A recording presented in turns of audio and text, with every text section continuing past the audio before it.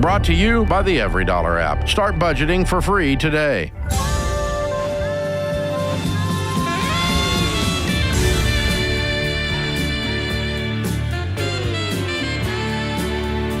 Live from the headquarters of Ramsey Solutions, it's The Ramsey Show, where we help people build wealth, do work that they love, and create actual amazing relationships.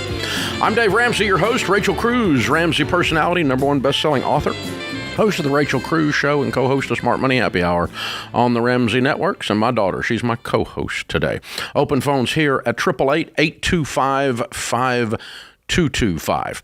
Before we dive into the callers, I've got to do a correction that I screwed up on. I do this every so often. I've been doing talk radio 15 hours a week for and podcast type stuff for 34 years now. And so you can add up that number of hours, and in that number of hours, I have done some stupid butt stuff in my life. But you can't take it back. It goes over the airwaves. It's gone. This was not on this show. My friend Sean Ryan has one of the top podcasts in the world and is here in our community and was nice enough to have me as a guest on. And we did a long-form interview there. I think it's like 3 hours and 43 minutes, which is more Dave than anybody should get. But you can get it if you want to. Go listen to Sean Ryan. And it was very popular. It's one of his top shows. I was talking to him last night about it, as a matter of fact, and it's the numbers on it are absolutely astronomical. And then I get a letter that I had messed up something on the thing. Oh, no. And 99% of the time when I get a letter like that, I just look at it and I go, throw it away. But this one I screwed up. Oh, I can't wait to hear. This is great. Yeah. So I got fired when I was 22 years old. And I tell the story often, and I very seldom, if ever, tell the name of the company. But I told the name of the company. Okay. That I got fired from Mr. Transmission. And and I don't know why I got fired. The guy yelled at me and I've heard that story, threw me out of the building and all this stuff. And so it's one of the ways that we decided at Ramsey, no one's ever surprised. If you get fired here, you will at least know why. Yes. Because I still don't know why. And it was 40 years ago, so I was 22 years old. It was 42 years ago. I was 22 years old. So, I probably deserved it. I just don't know why. But the guy from the company. And I was telling the story about that, and I said, it was called Mr. Transmission, and they're out of business now. And I think there's a couple of them left open, but the franchise is all closed down. Well, that was wrong. They did go bankrupt in 1990 because I actually looked at buying it at one point, and they went bankrupt in 1990, and another company bought them out of bankruptcy. Okay. And now they're a thriving franchise operation. Oh, okay. So they are still alive and kicking. And they're more than alive and kicking. They're doing great. But you said But I said they're out of business, and gotcha. And so the lady that Barbara, that is the president of the company that owns it, sent me a letter. Oh, very nice, yeah. Very nice. But she quoted exactly what I said in there, and she said, "Just want to let you know we're alive and well, and we don't treat people like that now under our regime." And I'm like, dude, it was 42 years ago. Of course you don't. And so I called her and talked to her. Wow. And told her I would come on the air and tell everybody that I was wrong. That she's doing great. They're doing great. Mr. Transmission's just doing great, and apparently they're great people. She's a very nice lady. Very nice. I appreciate that. There it is. I straightened up my mess that I made on Sean Ryan's show because I bankrupted a company that was still operating. No, they're still don't know why you're fired from 40. That doesn't matter. That's just a funny story. No, I know. But it's funny. And if I'd have just been smart enough to not even mention the company name, sure. Everybody be okay. But that's always a feeling. But instead, I bankrupted a company that's doing really well. They're doing great. That's great. And they're good people. I talked to her a long time. We had a great conversation. She's sweet as she could be. And very, very kind considering I had stepped all over her stuff, Yeah. Not everybody's kind when you do that. So it's good stuff. So open phones here, 888-825-5225. And, man. That's something else. All right, so I'm going to do this. The Money and Relationships Tour. Dr. John Deloney and I have not gotten fired from that. It is going very well. It might be bankrupt, depending on what happens It's on not stage, bankrupted at all. It's actually booming, and the Kansas City sold out. for Friday, May the 9th. A week from this Friday, we'll be in Kansas City. A week from yesterday, we'll be in Phoenix on May the 5th. Fort Worth on May the 7th. Few tickets left in Fort Worth, a handful in Phoenix. Kansas City's gone, okay? So if you want tickets to come out next week, you bet one of those three cities, you need to get them because these are all going to be packed. They're going to be packed out. And Dr. John is on fire. This is when he can just free flow and not have to follow a script is his favorite thing in life. So, and he's really good at it. And so it's fun and funny, and we're having a good time on stage being up there together at the same time. It's a weird way we're doing it. It's not a normal talk. Yeah, so the audience votes on the subjects. Now, y'all have done 3 cities already. Are the audience what they want, similar city to city, or has it been very different? Remarkably similar. Okay, what are they wanting? What do they want to hear? We're not going to tell because I don't want to skew the voting at the next city. Make sure you get your tickets. The polls aren't closed. All right. You can't tell who's winning yet. Okay. But they're picking out similar topics.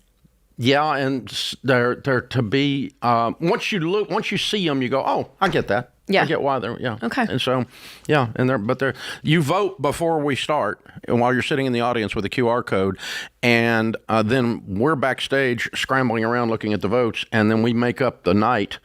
Or Grayson actually helps, the guy that runs our content. Yeah. He makes up the night and then brings us a sheet out, and then we talk about those topics. Fun. And so it's very off the cuff in that sense, and a lot of fun. So if you want tickets, RamseySolutions.com/tour, RamseySolutions.com/tour. And if you're tuning in on the YouTube or podcast, you can click the link in the show notes.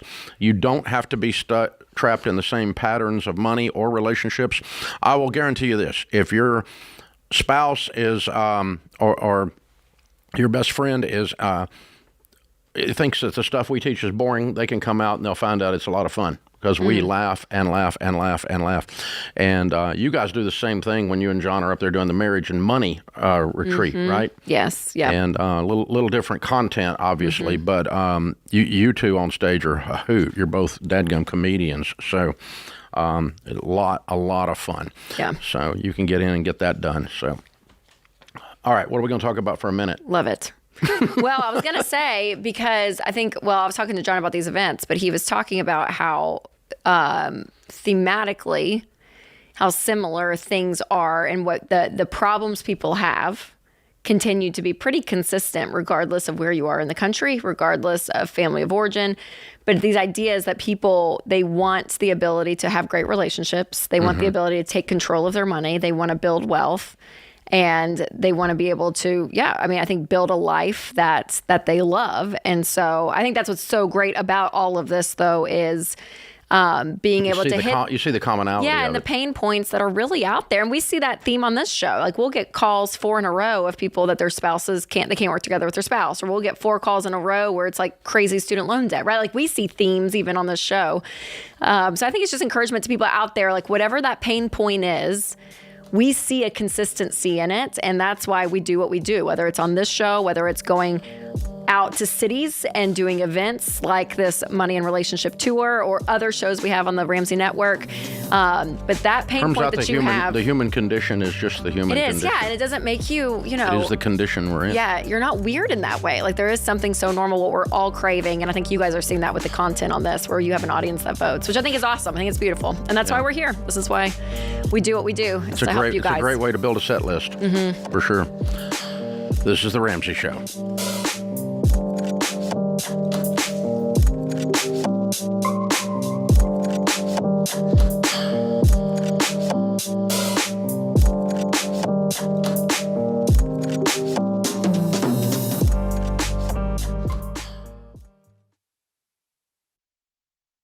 Hey, technology has changed a lot in the last 30 years. Now the hot topic is AI, and I understand that it might seem intimidating. But if you use AI the right way, it's just another tool to help you work smarter and faster, like a calculator or a cordless drill. So if you run a business, you'd better get on board with it before you get left behind. And NetSuite by Oracle offers AI-powered tools that help small businesses improve efficiency and make smarter decisions by bringing all their major business processes into one platform. That way, there's one source of truth for the real-time data you need to take advantage of opportunities. Then you can forecast better, scale more efficiently, and streamline those manual tasks that take too long. So join the more than 41,000 businesses, including Ramsey Solutions, that rely on NetSuite to help tackle some of their biggest challenges. And right now, you can download the CFO's Guide to AI and Machine Learning at netsuite.com/Ramsey. That's free at netsuite.com/Ramsey.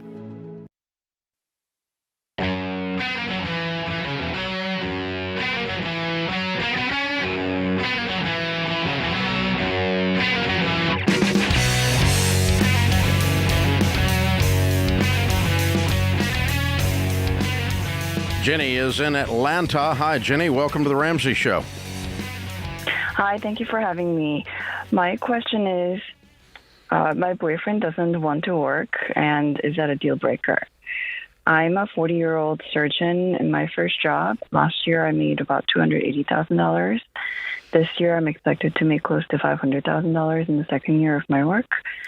My boyfriend of 1 year is an actor, and the entire time I've known him for about a year, he's had 2 days of work as an actor, and he made less than $23,000 last year, so he didn't qualify for the Actors Union health insurance. But we want to continue our relationship and keep moving forward and eventually get married and live together. But he says that because the house will be under my name as the main wage earner, he doesn't feel like he should pay for any part of the mortgage. He also can't. And I'm wondering if that's the deal breaker or if I should just suck it up and pay for the expenses because I can. What do you think, Jenny? Is that attractive to you? Like, are you like, what a winner? This is not how I had imagined being in a relationship. I mean, you're smart. You're a surgeon, Jenny. You're really smart, you know? So it is interesting because usually, not always, but to a degree, people's intellect, you're attracted to other people's intellect, and you're a hard worker. Obviously, the schooling you had to go through was insane. And the amount of hours you have to put in and work, and to have somebody that doesn't give. And again, I'm not mad that he doesn't have a job as an actor every week, but at least he's like, hey, I'm still busting my butt and I'm part-time here. I'm waiting tables here and I'm trying to make this dream work. I'm not mad at the dream, but the fact that there's nothing in between that's happening, right, is that's, as a woman who works and all of it, like that's not attractive to me for a man, a guy that has a level of initiative I find attractive. So I'm just curious if that's how you feel, or if you're great with it. And you might be great with it. But. You're asking the question. She's not great with it. She's asking the question. The reason you're asking the question is you're not great with it. Again, this is not how I had imagined being in a relationship with a man. I would feel like me being the provider, because even though I can provide for myself, I thought a relationship or partnership would be a partnership where I don't care if he makes as much money. I care that he doesn't work. Or that again, and we live. If he wants to dig ditches, I don't care as long as he's doing it all day, every day. I've asked him how he can get by without working, and he says he has some residuals coming in from prior work that he's done as an actor, but clearly it's not enough because he didn't. Clearly, he sits on his butt. Regardless of why or how, he clearly is an unmotivated slug. Clearly. He's 51. And I'm not sure how much things are going to change. Jenny, do you don't have kids, do you? No, he doesn't. If you had a daughter that asked you this question, what would you tell her? I would probably say, can't you find a better guy? Yeah, that's exactly. And that's what so here's what's happening. You already have made this decision. You just wanted someone else to say it out loud. And I'll tell you, if you go forward with this guy, you're going to get increasingly resentful and increasingly bitter. This is not going to get better. You're not suddenly going to have peace with this. Yeah. And you don't have peace with it now. That's why you asked the question. And as a reminder, it's not a value of what he's bringing monetarily necessarily. No. It's the effort, Jenny. So if you guys have kids, if you get married, you guys have kids, who he is with his work is the amount of energy he's going to put into that. Your marriage, if your marriage starts to be in a hard spot, the amount of effort that he's putting into his life is what you're going to see there. So it's just an indicator of his level of pursuit in life in general starts to kind of show. He's cute, but the cute's already worn off.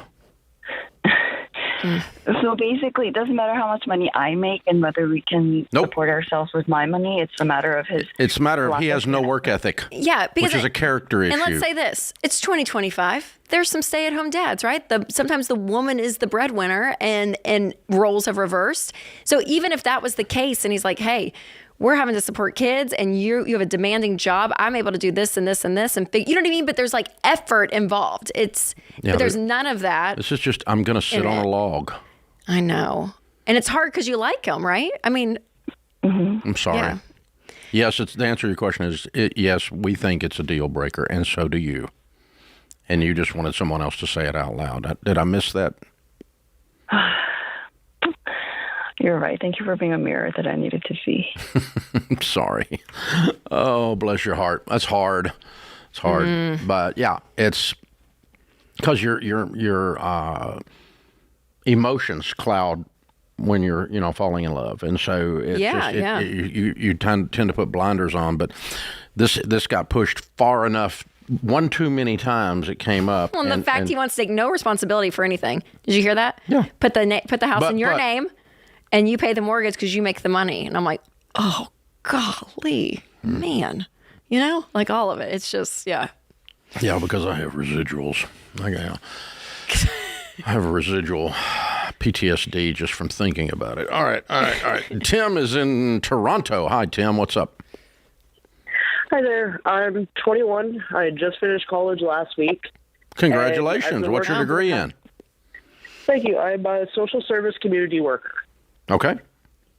And I've been working while I was in school to try to put together a kind of out-of-the-box business idea, but I'm kind of working on a time limit with a vision disability, so I'm kind of wondering if I should go through financing and pay it off as quick as I can within 5 years, or if there's other avenues I can take to kind of fit a shorter timeline.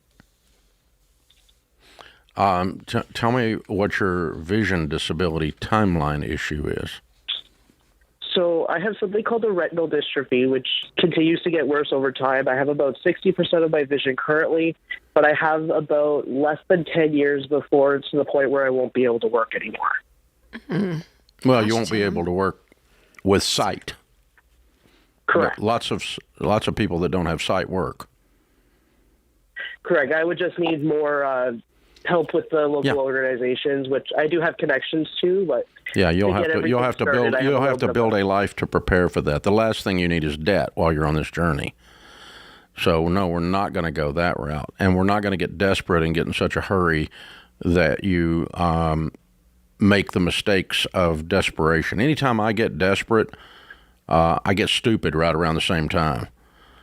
And you can really step in a bear trap right now. So, man, what a challenge that you're facing, but also the clear definition you have of it allows you to just really think about how you're going to strategize for this. So, what is your business idea? So my local town doesn't have a youth drop-in center anymore, so youth don't have anywhere to get like food if they don't have it. So I'm kind of looking to build a drop-in center, but also incorporate like animal-assisted therapy because animals are my passion as well. So it's kind of combining the two for youth to be able to build enclosures and learn about those types of things. And are you thinking of a nonprofit situation or a for-profit business doing this? I was thinking nonprofit. The only reason being is my local town has a big pot for bursaries and grants compared to other towns, so I would be able to get monthly financing through them as well to help out with everything. What do you have to do to qualify for the grant? I just have to have a nonprofit number and have the actual building and everything set up, and that's kind of what I was going to take the financing for. I currently have a building accessible to me. It just needs repairs and everything to get to the point where it could be usable for a business. And what's it take to do the repairs? What's the cost? The cost for that will be for upgrades and renovations of $90,000. No, absolutely not. I would not The do building that. itself is being sold to me for $40,000 when it was appraised for the same in 2014. Yeah, no, I would not put $90,000 into a brand new business idea that's unproven when I'm 21 years old. Absolutely, I would not do that. I would rent a building somewhere that suffices to operate, get your operation up and going. Don't get in the real estate business, honey. You need to get in the business. And you need to decide which of these you want to do, dogs or kids. Don't try to do both. Let's focus, because you're not going to survive in business if you do the real estate business, dogs, and kids.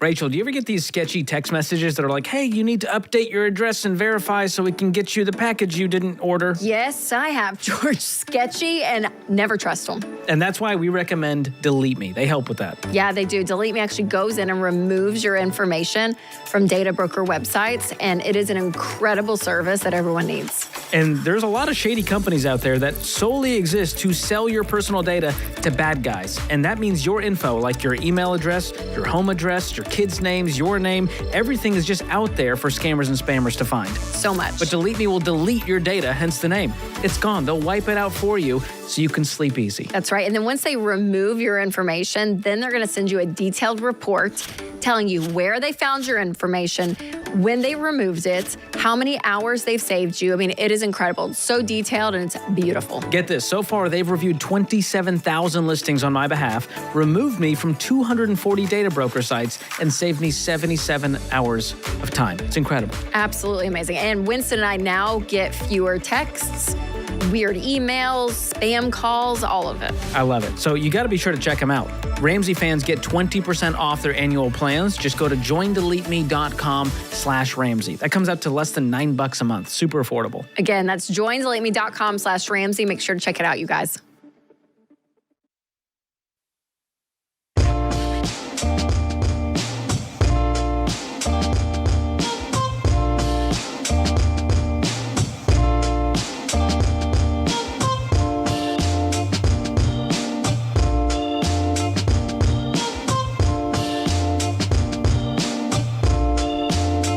Rachel Cruz, Ramsey Personality, is my co-host. Our question of the day is brought to you by Why Refi. Why Refi refinances defaulted private student loans that other places won't touch and helps you get your life back. So kick private student loan debt to the curb at yrefy.com/Ramsey. That's the letter Y, REFY.com/Ramsey. Might not be in all states. Today's question comes from Vince in New Hampshire. I have retired for 3 years with $1 million in an IRA. My wife is planning to retire next year with $400,000 in her managed IRA and another $220,000 in a pension, which she plans to withdraw to add to her IRA. Our only debt is $15,000 on our car and a $100,000 mortgage. I know you say buying an RV is like throwing your money away, but we want to purchase a used RV for around $20,000 and drive across the country for a couple of months to see sights that we missed when we were younger. After being frugal for years to save, invest, and pay down debt, can we afford to splurge a little bit now? Absolutely. Yeah. You ought to pay off your car and your mortgage too, immediately. If you're over 59 and a half and you can pull enough of this $1.6 million out to pay off $115,000. Mm-hmm. And I got a better idea, but you can do this. I wouldn't personally be a millionaire and be driving a $20,000 RV. That sounds like hell to me, because it's going to break down. So why don't you just go rent one for 2 months that's the best of the best? And just get the Bentley RV or whatever you call it. I don't even know what it is. I passed one on the interstate the other night. My wife says an Airstream. No, it was my wife. It was just a big old beautiful thing. And my wife said, $200,000. I said, no, $450. Is it really? Are they really that expensive? Yeah, the super dogs are. And, should I Google fact check you right now? Yeah, you can. You can fact check me if you want. It's okay. I can handle They're it. really they are $450,000. What you just said? RV, you can get that model. I promise you. And so, it's almost like anyway. Yeah. So anyway, I would rent one for 2 months rather than put $20,000 in something substandard and go to. It's going to make your dream not so fun. So you can do whatever you want to do, but you can buy the 20. But you ought to pay off your house, pay off your car while you're at it. That's simple. All right, fact checker, any help? Well, majority are going for I didn't ask. 270, and then it says AI overview, which I know you love AI so much. AI. It says typical is anywhere from $40,000 to $1 million. What? Done. I don't know. Yeah. Matt is in North Dakota. Hey, Matt, what's up? I can't drop the mic, so I have to drop the paper. Okay. Fair enough. Long-time listener, and I appreciate you guys, all of you. My question, in short, is my mom responsible for my dad's credit card debt? Here's what's happened. He's been moved to assisted living about 9 months ago. Before that, he'd racked up credit card debt of about $18,000. Mm-hmm. She's right now just paying off the interest on that monthly to get by. He does have some VA assistance that helps with his assisted living, but she's 75. She cannot afford to continue doing that. So I'm wondering, it's an American Express card.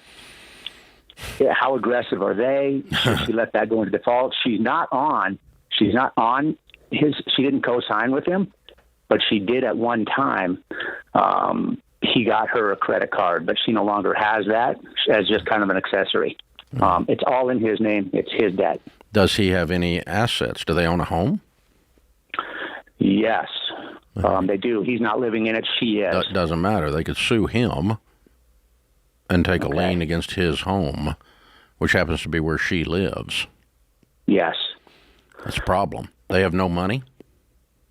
No. She works part-time jobs, just 3 days a week, to just bring in groceries and that sort of stuff. But other than that, their home is paid off, yes. But other than that, no. It just goes to insurance, property taxes, that sort of stuff. Yeah. I'm sorry. Do you have any money?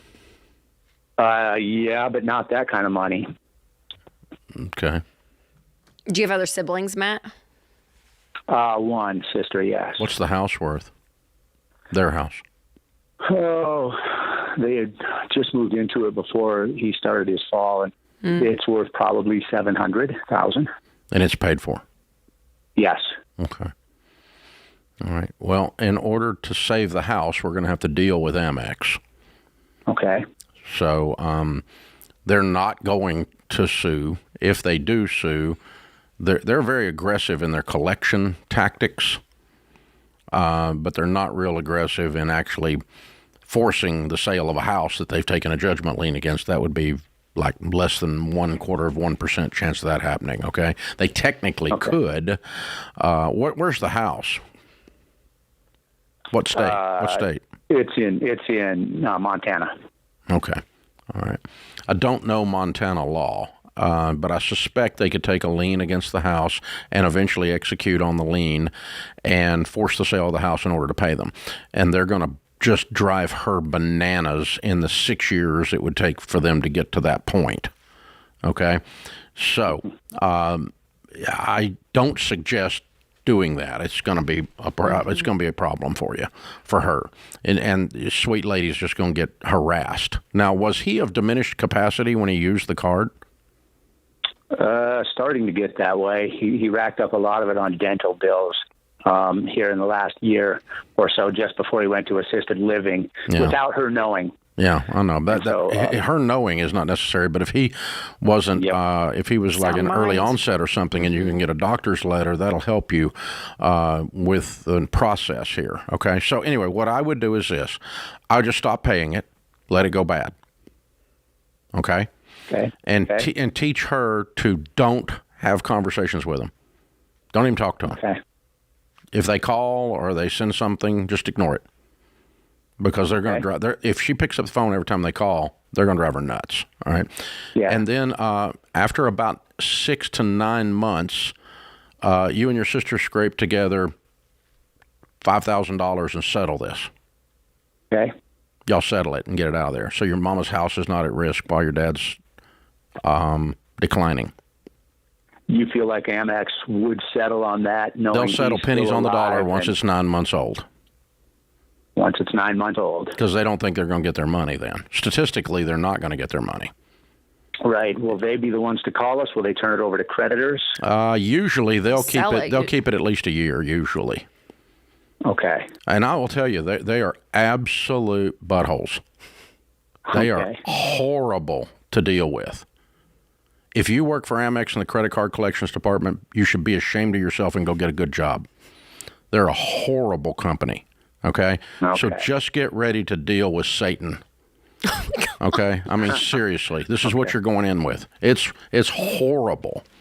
All right? So I've dealt with them, I don't know, 500 or 1,000 times on behalf of clients and once on behalf of myself 35 years ago. So no, you do not want to. But the trick is you just got to play hardball and go, look, she doesn't have the money. That's the thing. She doesn't have the money. You're not getting paid. They don't have any assets. Yeah. And we're offering you a settlement on a bad debt. Hang up. We're offering you a settlement on a bad debt. She doesn't have any money. Do you want some money? Hang up. You're going to have to do that like 10 times before you find someone with 2 brain cells down there to rub together. Okay? Okay. And when you do finally get somebody on there, they're going to go, oh, this guy's... Because they record every one of the transactions on the file, so they see every time we start yelling at them, they hang up. Then they'll know that. So the next time they pick up, go, look, don't start or you're going to be another hang up. And if you get it, Matt, get it in writing. Have them email you immediately a letter so you have actual evidence that they... Because they lie. Money. If they say they did something, they didn't do it. If it's not in writing, it didn't happen, brother. Thank you so much for your advice. I will start saving. I appreciate you both. Hey, be good, man. Sorry you're facing that. I know, it's so sad for his mom. This is why we tell you to save 15% of your household income at baby step 4 before you get to baby step 6 and pay off your house. Because if you have a paid-for house and no money, you can get in a pinch.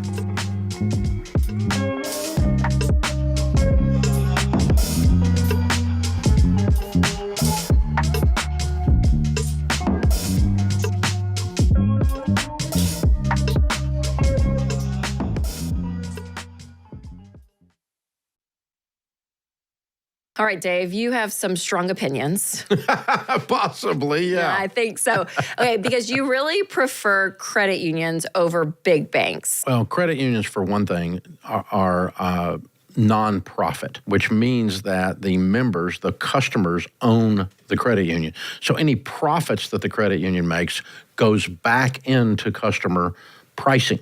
So you get better interest rate on savings, cheaper checking, and so on, that kind of thing.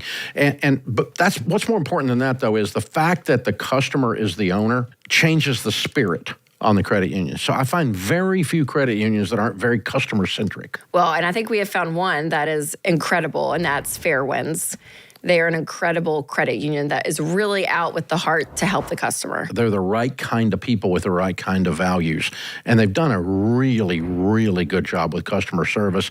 And the deals that they're offering, the Ramsey Tribe, is incredible. Yeah, absolutely. And I love it. The things that we teach, they so line up with. And you're right, their customer service is unbelievable. Winston and I just signed up and we got an account. Yeah. And I'm not kidding. It took less than 5 minutes.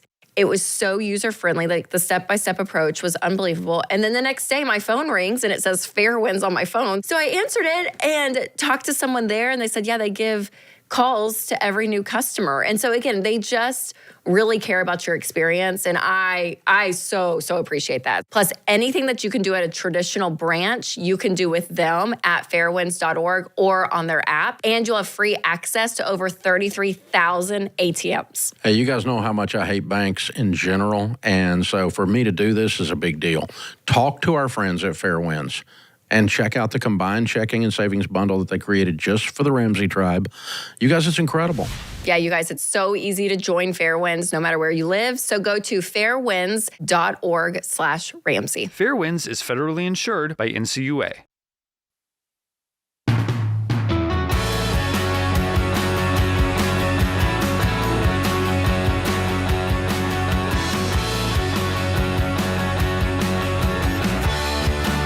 Austin is in Detroit. Hi, Austin. Welcome to the Ramsey Show. Hey, Ramsey. Thank you guys for having me. I appreciate you both. I have a quick question for you here. I have a 1977 Corvette that I just purchased a couple weeks ago and feeling a little buyer's remorse about it. So my question is, based on my situation, if you think it would be best to sell the vehicle and put the money into my mortgage, or to keep it and just enjoy the ride. What'd you pay for it? $7,700. Okay. All right. Not exactly mint condition, huh? It is. It was actually from my grandpa's friend. They put a lot of work into it, and it's worth about $13,000. But they sold it to me for that price. They didn't want profit on it, and so I got. What do you make a year? I make about $150,000. Okay. You got debt other than the house? No, sir. Just the house. Okay. How much do you have left on the house? $67,000. Okay. Well, the rule on toys that I use when Sharon and I are talking about it is if I take that much money and I burn it in the middle of the floor, $7,700 in this case, and I just set fire to it, does my life change? If it changes my life, then I don't need to spend that on a toy. Okay? Yeah. And so I think this one's probably doesn't change your life if you lost $7,000. If you just, if the car went in the bottom of a lake with no insurance, your life does not change other than you'd shed some tears. But in terms of financially, you'd be just fine. I probably would not have bought it until the house was paid off. Matter of fact, I know I would not have bought a toy until the house was paid off. But it's not an expensive toy. You didn't spend $77,000 on it. Mm-hmm. Okay, so you didn't. If you'd have done that, I would have said, yeah, you're out of bounds, because that amount of money would change your life. Yeah, it's like half. Yeah, almost that's the mortgage. That's left. Yeah, so. And so, but if you like the car and you can drive it with freedom and enjoy it, and then you use a little bit of a ouchie that you're feeling, and you use that discomfort to lean into the house that much harder, I'd probably keep it. Okay. Yeah. Yeah, that makes sense. Your voice has been in my head since I bought it, telling me I disrupted the 7 baby steps. You did disrupt the 7 baby steps. You did do that. Shame. But no, I mean, seriously, no. Honestly, no, that's not true, because if you're he was hearing you. I know, but I was thinking he did disrupt them. But if you're thinking about baby step 4, 5, 6, which is where you are, you're living intentional, and this is where you would upgrade a car or buy a boat or buy a couch. And then he bought a $7,000 toy. Yeah. So no, it's You're not. okay. It's not really out of line. It's not really out of line. But it is a luxury. It was a pretty heavy luxury item. So it's okay. I think you're okay. I think it does. Do you fit. like the car, Austin? Like, do you enjoy it? I do. It feels really good. My wife likes it. We went for a ride the other day, and it's a step up from what we drive right now, which is, with our compact SUVs. So it is freeing for us. Yeah, I'd keep it. It's fun. I'd keep it. You're good. Yeah, but I think if it was a larger number to where it would hurt you, then I'd probably sell it. But the good news here is that when I saw classic car pop up here, I was not thinking $7,000. Yeah, you were thinking more. Yeah, I was thinking this call is going to be somebody spent a lot of money on something. But it is relative. That's the thing. It's like, I got a friend that bought a Lamborghini. I mean, he bought was it $400,000 or something? And I'm like, man. But he made $15 million last year. Right. So, I mean, he could burn that in the middle of the floor, and it would make all of us cry, but his life wouldn't change. It's like when you see those stats of like what Bill Gates makes while he's brushing his teeth, like every 2 minutes, you know what I mean? It's like $80,000 every 2 minutes or something just insane. Yeah. Where you're like, oh my gosh, that was just it's a different ratio, and that's how you can actually afford something is the ratio. That's what you're looking for. So I remember we did one the other night on something. Tiger Woods at his top of his game, when he was making the most of the most, he bought a $70 million house. And this was many years ago. Obviously, Yeah. he was back when he was really at the top of the golf world. And all these people are coming out like, "Who needs a $70 million? Who's been?" And that year, his income was $1.2 billion my gosh, with with endorsements and Nike and all everything. that. And so, him buying a $70,000 house is like someone that makes $250,000 buying a $15,000 car. I mean, that's the ratio. Yeah, It's right, nothing. right. It's just nothing. And so ratio-wise. And so, but it's just mind-blowing because most of us have never even seen a $70 million house, much less buy one. But you've also never seen $1.2 billion in 1 year either. So it's a different way. I mean, it's a different thing. So you're looking at the ratios there on things, and that's a good way. Make sure you're always giving, you're always enjoying, and you're always investing your money. Mackenzie is in Nashville. Hey, Mackenzie, how are you? Hi, Dave. I'm good. How are you? Better than we deserve. What's up? I just had a quick question. Well, maybe a quick question, but if we should sell our house, our in-laws have offered for us to move in, so move in with them, save some money, pay off our consumer debt, and then save some money to buy a new house closer to my husband's work. How far are you from your husband's work? They're moving him to an hour away from our house. Okay. Where? Murfreesboro. Okay. All right. How much debt do you guys have? So we have about $60,000 in consumer debt. So that's going to be 3 of those are auto loans. One is $20,000, one is $10,000, and then a motorcycle that's $16,000, and then we have $10,500 in credit card. How much can you get for all the cars? We could.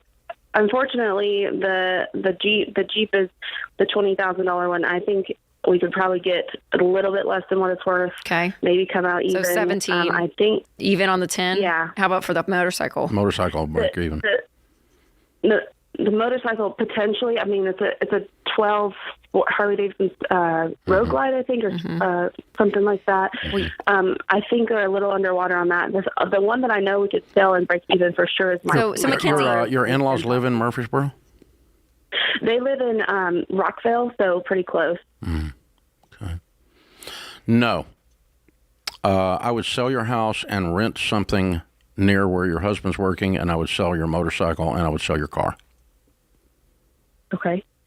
So, And I would get out of debt really, really fast. Okay. how much can you get for the house? I think we could get potentially $300 out of it. In equity?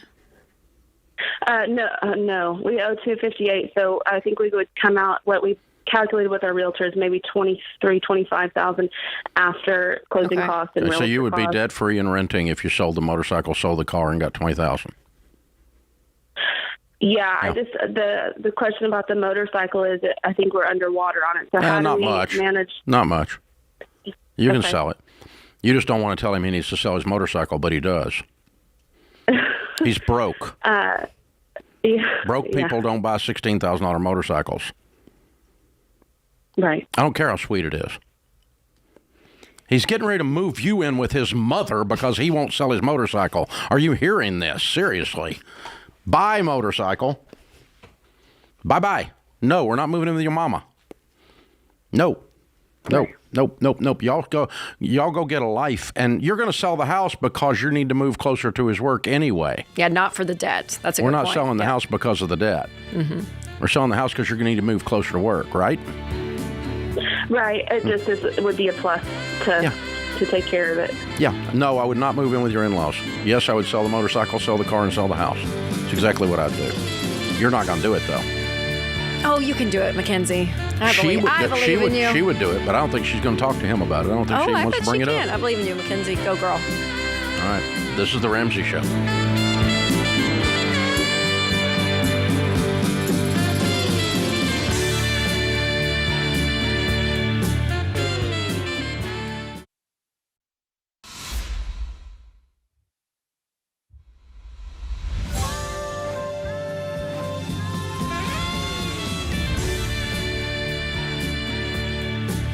Live from the headquarters of Ramsey Solutions, it's The Ramsey Show, where we help people build wealth, do work that they love, and create actual amazing relationships.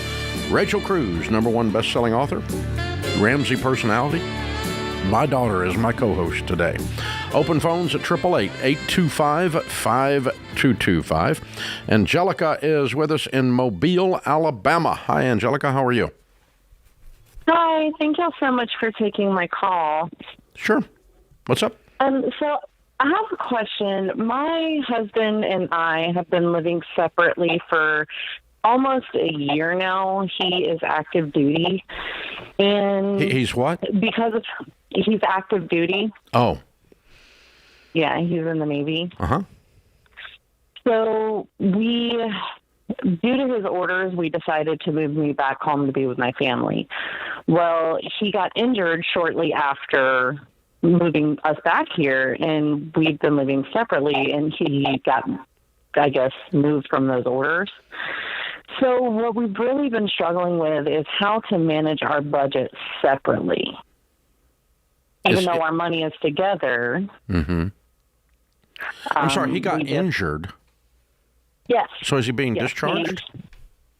No, he's been on limited duty for a year. So he's been where he's at now, kind of basically waiting to see if it will heal or to see if he is inevitably going to get medically separated or retired. And what's the timeline on that, do you think? We're waiting to hear something by the end of May. And if they send him back out, then he'll be gone for another 9 months. If he doesn't, then we will know in August. Oh, is he? If he's healed enough to go back out? Correct. Yes. Okay. And where is he right now? Is he? He's in Virginia. Okay. Do you guys have kids? Yeah, we do. We do. He is a little over a year old. A little over a year and a half. So you moved back to be close to family, right? With all the logistics with kids. But he was going to be gone all the time, and now he's not. Now he's sitting there. Okay. Correct. And we're also managing the travel to and from, and his leave is being depleted. And, he drives as much as he can, 15, 16 hours each way. Yeah, I think we're going to put you guys into the Every Dollar Premium budget app. Okay. And both of you have access to it then. And what I'll do is I'm going to give you 2 accounts, not just one. Okay. I want you to have one account that is the master budget. That is everything you all are doing for the whole household, including, and you're the primary on that one. And then I want him to have a little miniature budget for his day-to-day existence. Okay. And if you can do the miniature budget without using a separate budgeting app, I would prefer you make it a line item in your main budget. That's what I was thinking. Have one main budget, and then he has a couple of he has a full other section within that budget that's his expenses, so that you both kind of see it. Yeah, a lot of military families use Every Dollar for that reason on deployment, because even if he's out of country, if he's got internet access, he can look and see exactly what you're doing with the money, and you guys can communicate what we're doing. You're managing your money together, even though you're not in the same country, and because the app allows you to do it seamlessly as one couple, even though you're much more than across the room. You're across the world, but it's still the same function. You're both looking at it. You're both seeing everything the other one's doing. It both fits in. We've agreed that your spending money when you're out of country is X, and that's a part of our overall budget. And he can see that you paid the light bill, and he can see that you kept the food on the table at home. And I'll tell you this: it sounds like that he's maybe special ops. Is he? He's more cyber security. Okay. All right. I could tell something was going on, but I couldn't tell what it was. Okay.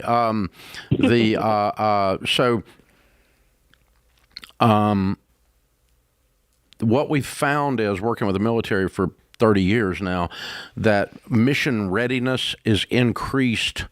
The guys and gals that are on the front lines and sometimes in danger are much more competent at their battle skills when they know everything at home is set, that the table's set at home.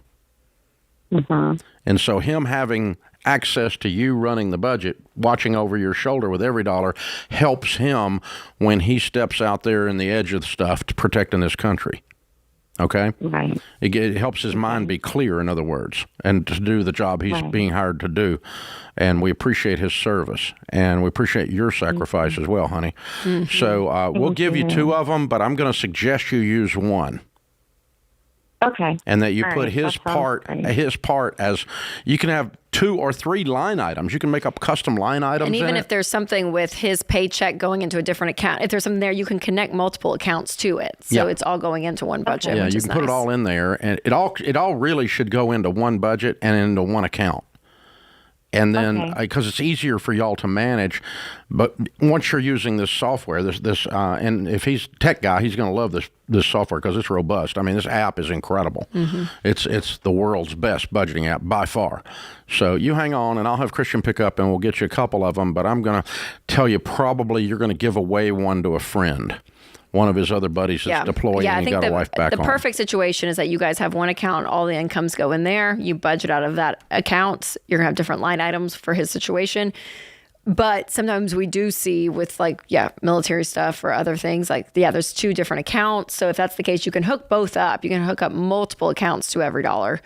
But I think functioning out of the same budget is the best thing. Yes. That's going just to be able to give him more clarity peace. and it's simple. It's going to give him more peace, and it's going to give you less strain because you don't feel like you're carrying all the decisions by yourself.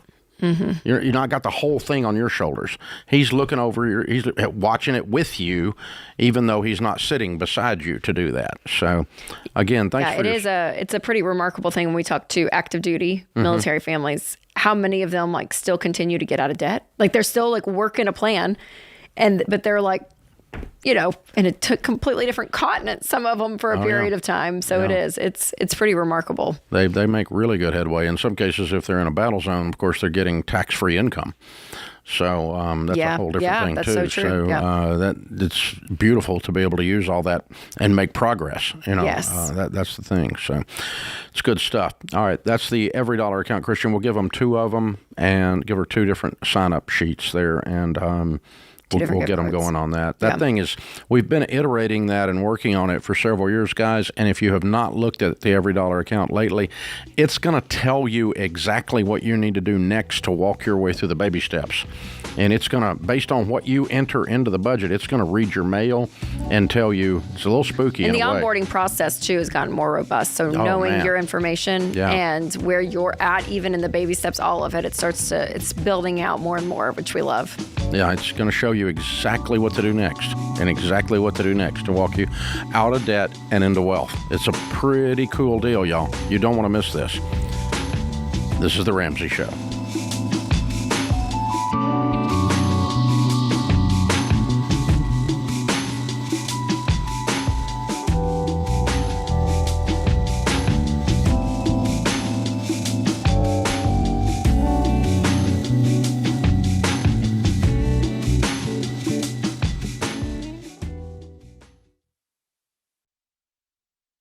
As moms, we have enough stuff that we're juggling without pacing through a huge grocery store for hours and paying premiums for name brands.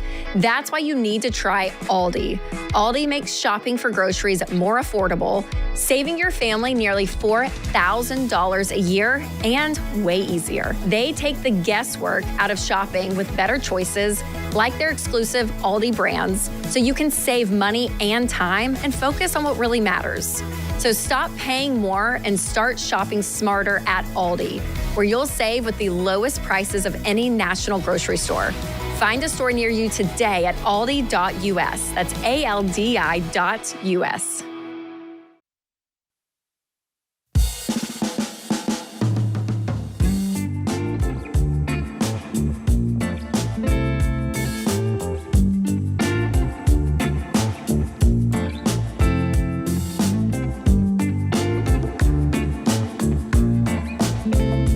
Trey is in Mobile. Hey, Trey. Welcome to The Ramsey Show. Hi, Dave. Hey, Rachel. I appreciate your time. I'm just looking for some advice on how to invest money that I'll be receiving. Okay. What are you getting? So right now we're looking at about $200,000 from an inherited IRA. Unfortunately, I lost both my parents recently. Oh my goodness! And then what happened? Yeah, thank you. Well, my mom passed away from cancer, and Dad had a heart attack. So. Oh my gosh, Oh, my. Trey, I'm sorry. Yeah, yeah, it's life though. So obviously their hard work, they left over this IRA, and then the home that we grew up in, and obviously we're having to sell that now. So it's about $200,000 and then the inherited IRA, and then splitting it with my sister, we're going to be about $200,000 each when we sell the house as well.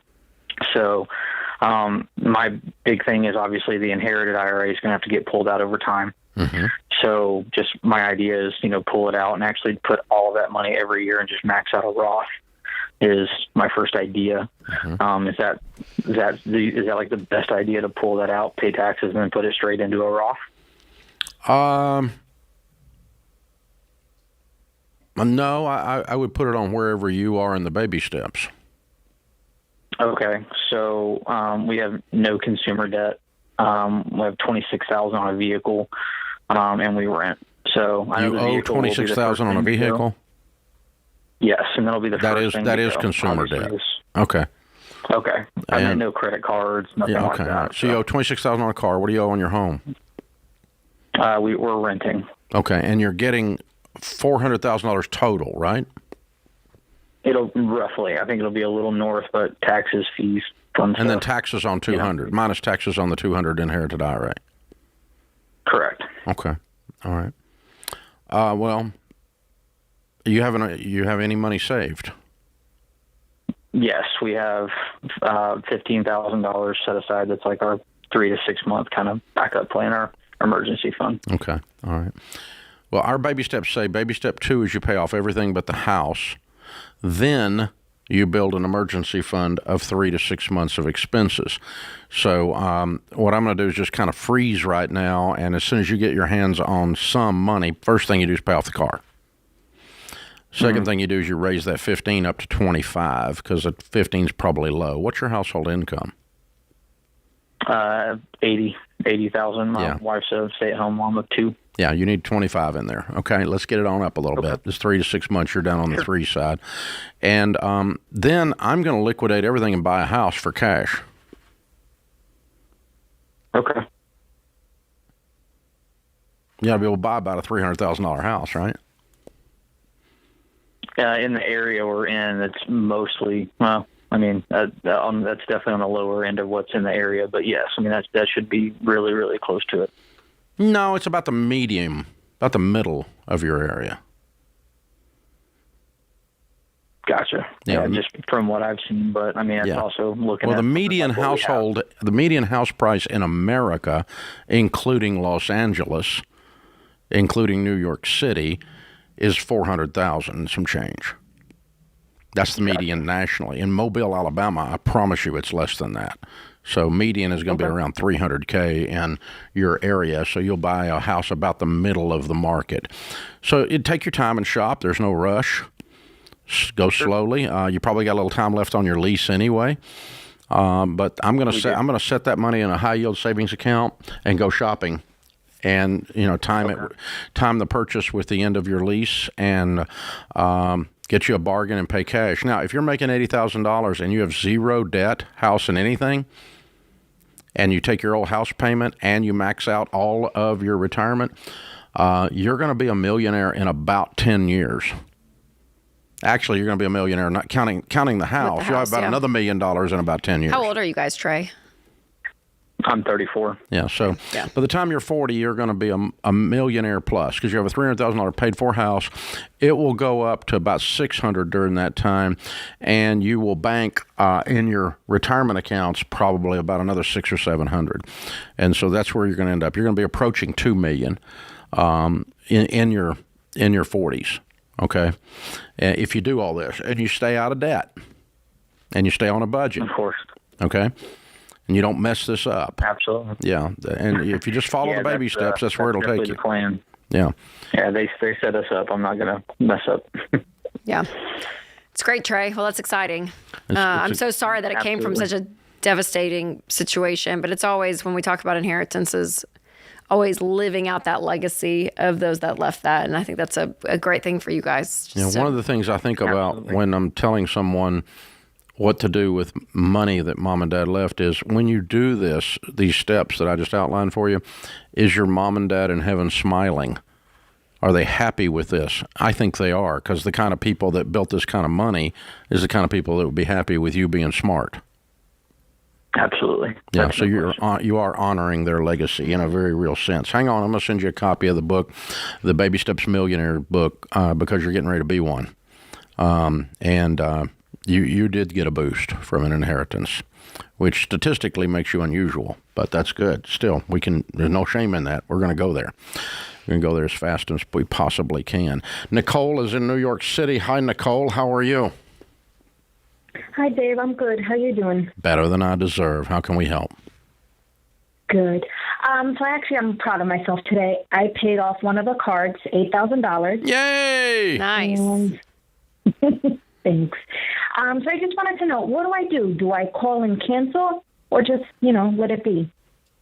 Yeah. Call them up and cancel.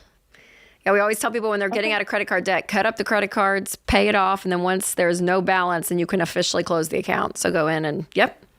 There's no accidental spending or fraud happens on a closed account. Okay, perfect. That's great. How much more debt do you have, Nicole, to pay off?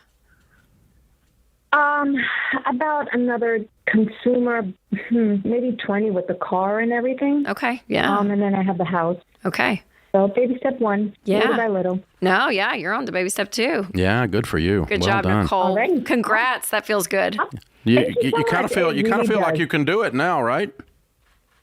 Yes, absolutely. Okay. How long have you been working on this? Well, actually, I've been listening to you guys for years, but I just started maybe about 3 months ago. Good. Okay. All right. Hey, $8,000 paid off in 3 months. Pretty good. That's pretty rowdy. Yeah. Excellent job. That's how it works. I love it. Yeah. The return taxes, that helped. Oh, yeah. Yeah. Using your tax return for it. It's great. Yes, absolutely. And you've adjusted the W-2 now so that you don't get tax returns anymore, because that just means you had too much withholding. So good job. Well done. Very well played. Very well played. Sarah is in Atlanta. Hi, Sarah. How are you? I'm good. How are you? Better than I deserve. What's up? Very good. I have a question. I am 57 years old, and I was been divorced for 20 years and raised 2 kids. They're now adults. And I am what you call an everyday millionaire and debt-free. Well, good for you. Good job. Thank you. In a couple years, I know I'm going to buy a new car. Okay. Used car, but new. Okay. And my goal is, I definitely am going to pay cash. Mm-hmm. And my boyfriend keeps telling me that that's not a good financial decision. Your boyfriend doesn't have as much money as you have. Right, and the reason he Why would says, we take financial advice from a broke person when you're a millionaire? I know he can, but mathematically he's saying if you take the money out of the mutual fund. Mathematically, he's stupid. No. You need to tell him. Yeah, you can tell him I said that. Absolutely. It's asinine. There is no data on the planet that says people become millionaires by borrowing money on their car and investing the difference. None. 0 millionaires on the planet did that to become millionaires. So don't take financial advice from broke people. You're smarter than he is. Listen to yourself. Way smarter.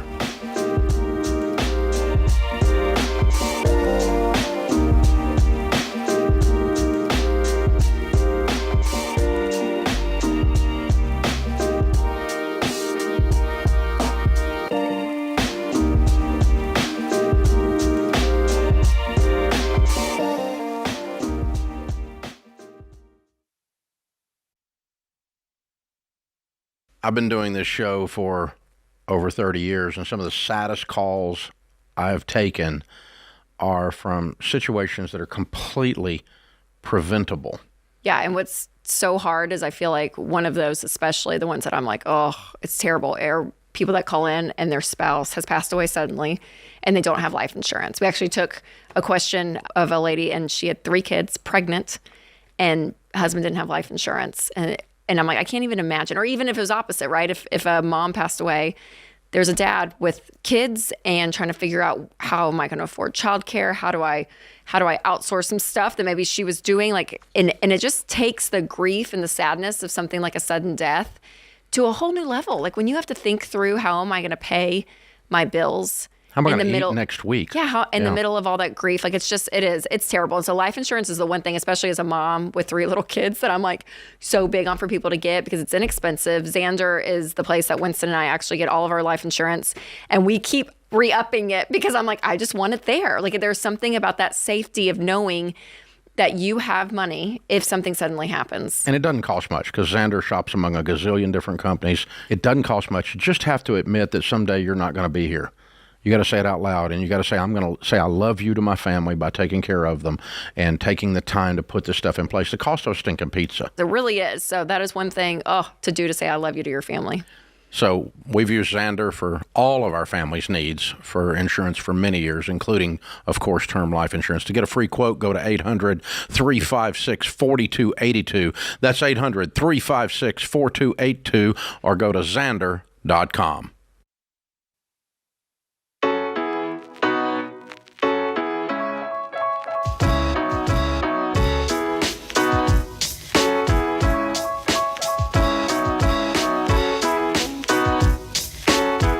It's Financial Literacy Month. If you didn't know, there's a huge movement in high schools, and there has been across America for many years. Several states have now passed laws mandating that you take a personal finance class in order to graduate. And I think it's 30-something states now. And the good news is that we have a high school curriculum called Foundations in Personal Finance that is taught in about 48% of the high schools. Over 6 million students have been through it now. And so we love celebrating Financial Literacy Month and celebrating the idea that teens can learn this stuff before they're 30 and learn it the hard way by doing something stupid, like I did. Okay, it's pretty cool. So we want to honor the teachers this month of not only our curriculum, but honor all teachers while we're celebrating Financial Literacy Month. And I got one on the phone. Patrick is in Jackson, Tennessee, and he teaches Foundations in Personal Finance in his high school. Thank you for doing that, Patrick. How are you? You're welcome. I'm doing great, Dave. How are you? Better than I deserve. Now, it's Trinity Christian Academy where you teach. Is that right? Yes, sir, in Madison County, Jackson, Tennessee. And how many students are enrolled there? From 6 weeks old to seniors, around 700. Oh, wow. Graduating class 50 to 60 every year. Okay, that's good size. That way they can, it's big enough that they've got a lot of stuff going on, but it's small enough they get a lot of attention, right? That's correct. How long have you been teaching the curriculum, Patrick? This is my 9th year or 18th semester teaching the curriculum. I did the DVDs, and then we transferred over to the digital, which has been great. So you have a very unusual distinction too. That around here we're all just jumping up and down, going, "Patrick's a hero," because one of the high school students that graduated from your class many years ago is now an adult. Came in here and did their debt-free scream the other day on the air with George. I'd say that's what we call paychecks as teachers. You know, those stories you get from former students and even coaches for players. But that was a true paycheck. When she messaged me 2 years ago, letting me know that she was going to be on the Dave Ramsey journey, and she couldn't wait to get on the show for her debt-free scream. And then she messaged me that day saying, "Hey, we made it." And then I got to listen. It was incredible. That's fun. Faith and Cameron from Oak Ridge, Tennessee. If you guys want to look it up, see the debt-free scream. It's pretty cool. Very cool. And they paid off their house and everything, and their kids, their little ones. I mean, and had a 0 credit score mortgage. Oh my gosh. I love it. It's all your fault, Patrick. It is. Way to go, man. These people are going to be millionaires because she had a high school teacher as a stud. Man, you're amazing. I'm so proud of you. Have you had a lot of those? Have you kept up with students? I mean, after you've been teaching that long. I do. I text them from time to time. We have, I would say, 20 to 25 students that started a Growth Stock Mutual Fund since I've been here. Instead of spending the money, they've been in Arthur Story and now the Jake. Blake, I forget the other guys. Yeah, they've been in Arthur for years. Blake and Jack. They changed the names, Sonia. Yeah, and I keep up with them. I get stories from all over, and it's been great. I tell them I teach to an 18-year 14-year-old invisible kid every day that sits at the front desk, and that's me 24 years ago that either wasn't taught or didn't listen to what I'm about to teach you in this class, and and everyone is subjected to it. Well, I'm always thrilled that the kids love the class.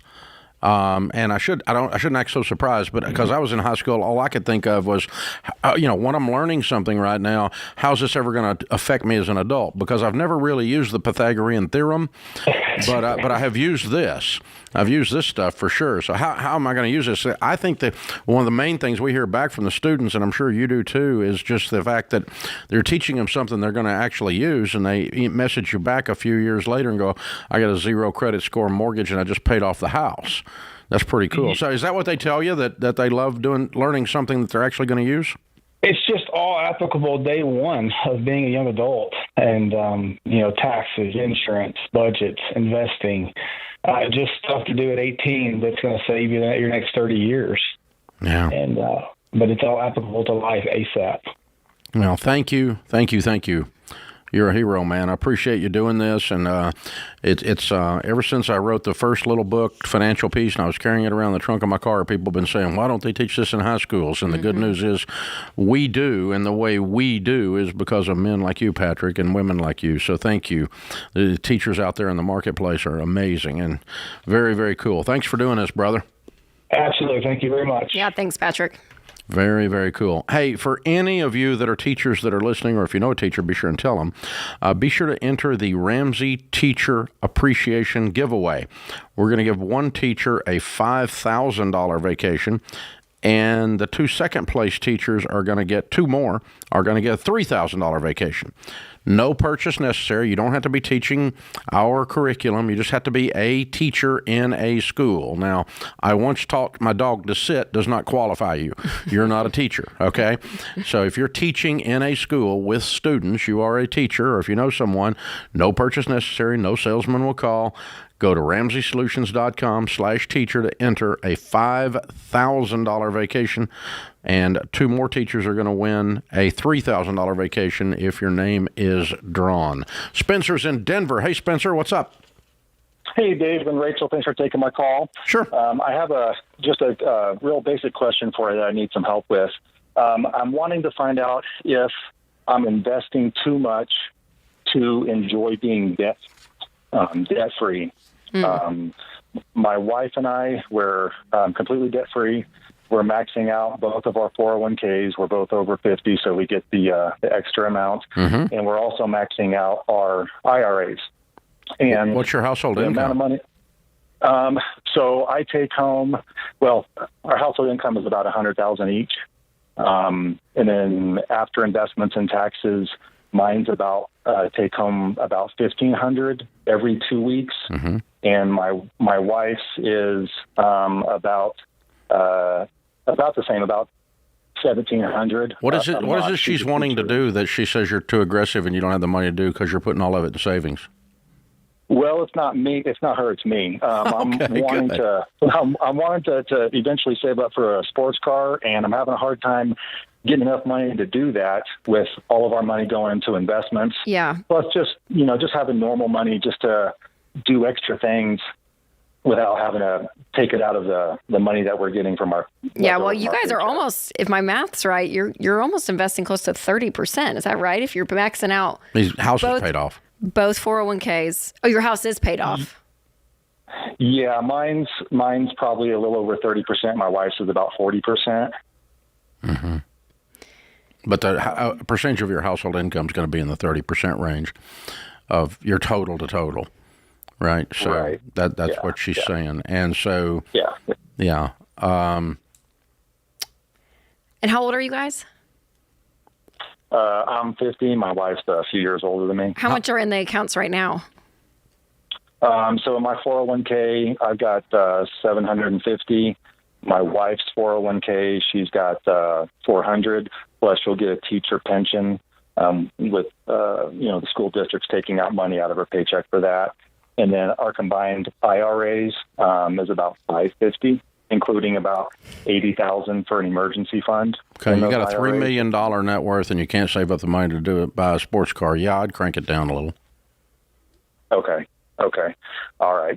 Any like, because our investments are through our work, they're Roths. So I really enjoy. Oh, I enjoy. Roth I love the numbers, but you're telling me you pinched yourself to the point you can't enjoy the wealth you've built.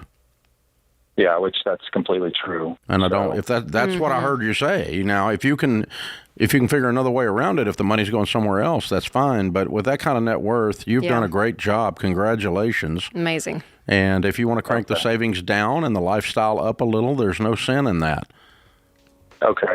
Okay, and just one last question. With Mother's Day coming up, she really wants me to get a pedicure with her. Would you suggest that I do that?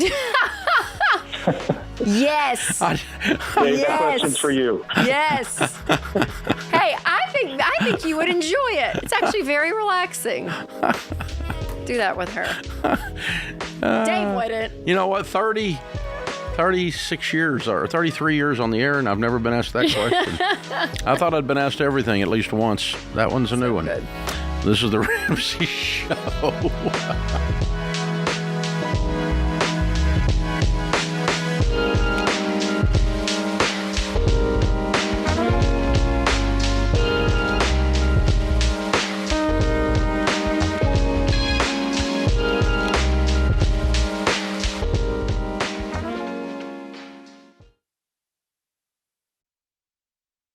Hey guys, what's up? It's Jade Warshaw. And look, if there's anybody who knows about student loan debt, it's me. My husband and I had $280,000 of it. But we were able to dig ourselves out, and you can too. If your student loan payment and interest rate are burying you, refinancing could be the solution. Now, I recommend contacting my friends at Laurel Road today. Through their online application, you can get an initial rate quote in less than 5 minutes. And if you have a more complex situation, you can schedule 30 minutes to talk to an actual human being. Thank goodness.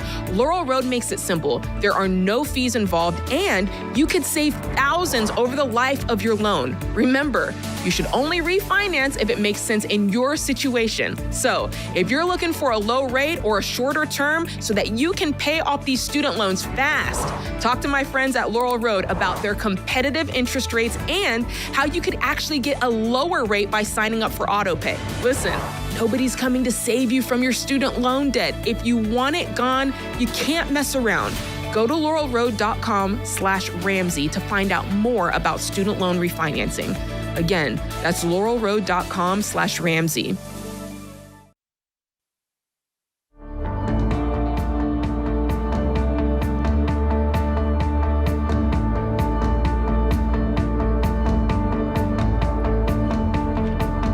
You can hear and watch the entire show on the Ramsey Network app for free. Parts of the show are not in the podcast every day and are not on YouTube every day. You can pick them up only there or on talk radio if your local talk radio station carries the entire program.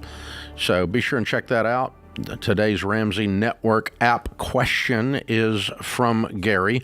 We buy $1 million worth of supplies every year for our business. We put it on a company credit card and pay it off immediately so we don't pay any interest. What am I missing? I understand if I don't pay the charges within the first 30 days, then I have to pay interest, but I'm paying it off immediately. Why is it wrong to take advantage of getting these points? Because, honey, you are chasing points instead of running your business. If you burn the calories running your business that you're doing trying to beat the credit card company at their game, I mean, you're just at Chuck E. Cheese getting the tickets. That's all you're doing. And you know, you're spending $1 bazillion to get tickets at Chuck E. Cheese to buy nothing. And you're burning up all of your creative energy that you should be using to run and grow your business, screwing around with trying to beat Citibank at a game that they designed to beat your butt. You might actually be, it might be winning mathematically a little bit, but you act like this is a zero-sum game, and it is not. It is not. So no. I buy, I don't know, let me think, not $1 million a year in supplies. We buy, probably $50 million a year in supplies at Ramsey, and we don't use a single credit card to do it. We just freaking buy it. We just pay the bill, and we go run Ramsey instead of trying to run around chasing points, Chuck E. Cheese tickets. Man, I go down there with the grandbabies. I go down there with the grandbabies, and they just and they work, and then they put it on a card now, right? Yep. It used to be they spit out the tickets, all to get an item that is worth like a penny. Crap. I mean, it's really crappy little toys. They're not even good toys. Well, yeah, and I think it's that point, and it's always the risk. Like you put $1 million on it, and then what if one year a pandemic hits and you can't pay it? Then you got to, you know what I mean? Like it's just not worth the risk. Like there's just peace of mind knowing that you have autonomy over your life, your money, and your business, and it's just more peace that way too. So let's see. If you get 1% on $1 million, that's $10,000, right? Yeah. So you're working all that to make $10,000 worth of points. By the way, 78% of the credit card miles are never redeemed. Consumer Reports says that. So it's a game that they designed. It's like going to Vegas. House wins, man. House wins. You don't come out of Vegas with your shirt. They didn't build those they didn't build those lobbies with world-class artwork and light fixtures, and they didn't build that with their money. They built it with your money. People who lost money thought they could beat the game. And this is the exact same deal. It's the exact same deal. Those towers in the skyline that Citibank builds, you paid for them, America. They didn't pay for them. You paid for them by doing crap like this right here and falling for it. Yep, they know what they're doing. That's the deal. That's the deal. All right, open phones at 888-825-5225. Nick is in Springfield. Hi, Nick. How are you? Hello. Thank you for taking my call. Sure. What's up? My wife and I, we are in very good shape financially. Less than a year ago, we inherited some money that tripled our net worth. What is your net worth? Total right now, 2.5. Good. Awesome. How much did you inherit? 1.5. 1.5. Okay, so you were already a millionaire. Good. Way to go, man. That's awesome. How can we help today? Do we help our kids out now, or do we just keep building wealth and then die in 20 years and give it to them? Just a straight shooter, Nick. Either one is fine. There's nothing immoral about either one. If you're going to do stuff for the kids, it should be enhancing them being as smart as you are. If they're misbehaving and you give them money, you're not helping them. You're enabling. I would agree. We committed to the boys to be debt-free from college. They are. And upon graduation, we'd give them each a car, which we did. Good. Now, what I say about cars, I'm 60 and I've never bought a new car. They've all been used, and they've all been salvage titles, so they're cheap. So wow. I'm cheap. Are the boys doing well with their money? Are they saving money, living on a budget, staying out of debt? They are. The oldest, we haven't given them the oldest one money in 4 years. Now, granted, when he graduated college, he did move back home, but he has a Roth IRA, and he's contributing to it every month. Is he married? No, neither of them are. Okay. Are either one of them married? No. Okay. The youngest one's just graduating from college, and we haven't given him any money in the last year either. Well, what I want to do is I want to enhance positive behaviors with your gift. If your gift is not doing that, then I would hold the gift for a while. Okay. But let me give you an example. Let's say these two guys continue to be industrious. They both go get good jobs. They live on less than they make. They pile up some money. They get married, start a little family, and they're 28 years old. Maybe you buy them a house and pay cash for it. We've already talked about that. And then they pay payments into a mutual fund instead of paying payments, so that they're multimillionaires by the time they're 35. Yeah, Nick, there's an interesting book, Die with Zero. It was a great book, and it applies kind of to your situation. Not everyone's able to do this, but his idea was, which research shows is what he was claiming in the book, is that from, I think it's like ages, I'm going to mess up the age range. It's like 24 to 35 is when kids need money the most, meaning like down payments on house, if they're paying off student loans, all of that. Because to your point, Nick, if you build up all this wealth and you die at 85 and your kids are 60, like they're already well established. They already may have grandkids of their own, right? So what can you do with money as a tool to help enhance the next generation if you have the ability to, and it's stuff like that. You I already think did. I mean, you already assets- did some good moves. You paid for the Yes, college, zero yes. debt coming out, paid for the first car coming out. Yep. And you got a good start that way. And then if they pay cash for the first home I would say have them do a pledge, a promise never to borrow money. And I promise to take the blessing of this house and take the house payment and put it into mutual funds and build some wealth for the That next they can generation. do it for you their can kids, change yeah. your family tree with that. But they have to also be in on the program. You can't give them enough money for them to be stupid. It doesn't work. I mean, they're stupid will always outrun money.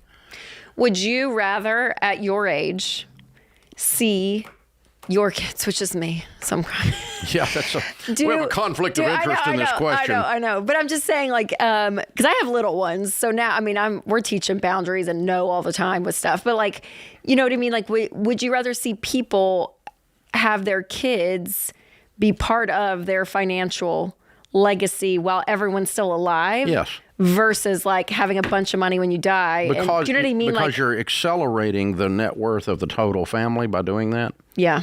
And but it only works if you're enhancing proper behaviors. Right. If they have the character to carry, if you're enforcing proper behaviors. Yeah. But if they're like, oh, I think Dave Ramsey's an idiot, and no, I mean, the idiot will just keep his money. Yeah. So no, I can do that. So Are you saying if we say that Dave Ramsey's an idiot, then I'll just keep my money. Yeah, it's okay. Yeah. I'm kidding. And so Sharon and I we do stuff like we'll buy a trip for the whole stinking bunch. Yes. And we all go somewhere. Yes. In a sense, we're doing that. Enhancing We're experiences. having experiences and lifestyle issues with cash while we're alive. Yeah. I'd rather go on the trip with you and pay for it and all of us do something together than I would you do that and celebrate after my funeral. Dave's gone. We're going to the Caribbean. Tahiti. Yeah, but I think that's true. And I know not everyone realistically can have that conversation. We've had people on the show today that they're in retirement and they don't have enough money for themselves, right? So, right. No, that's first. So yes, so it's the idea of that legacy changing while you're alive. I don't know. I think it's cool. It's great. Cool question, Nick. Yep. Appreciate you calling in with it. Gives us a soapbox to work with. I like it. This is the Ramsey Show.